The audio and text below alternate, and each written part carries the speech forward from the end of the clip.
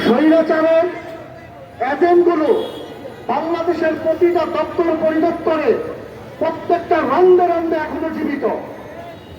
আগে স্বৈরাচার আমাদেরকে অত্যাচার করত, নিষ্পেষিত করত প্রকাশ্যে। এখন আমরা নিষ্পেষিত হচ্ছি অতি গোপনে এবং সূক্ষ্মভাবে।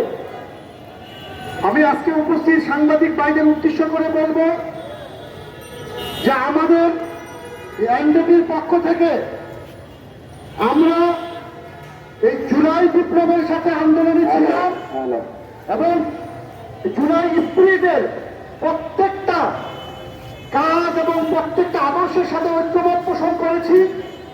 আমরা যেটা দেখেছি এই জুলাই স্পিরিট এবং জুলাই শহীদদের এখনো পর্যন্ত শত শত নেতাকর্মী বিভিন্ন দলের তারা আহত অবস্থায় আছে, তাদের সুচিকিৎসার ব্যবস্থা হয় নাই।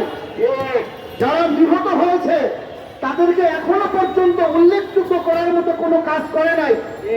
এবং আমরা দেখেছি জুলাই বিপ্লবের পরক্ষণে বাংলাদেশের সংস্কার কতটা জায়গায় করার দরকার ছিল সেই জায়গাগুলো হয় নাই, শুধু আলোচনা এবং বৈঠকের মধ্যেই সীমাবদ্ধ।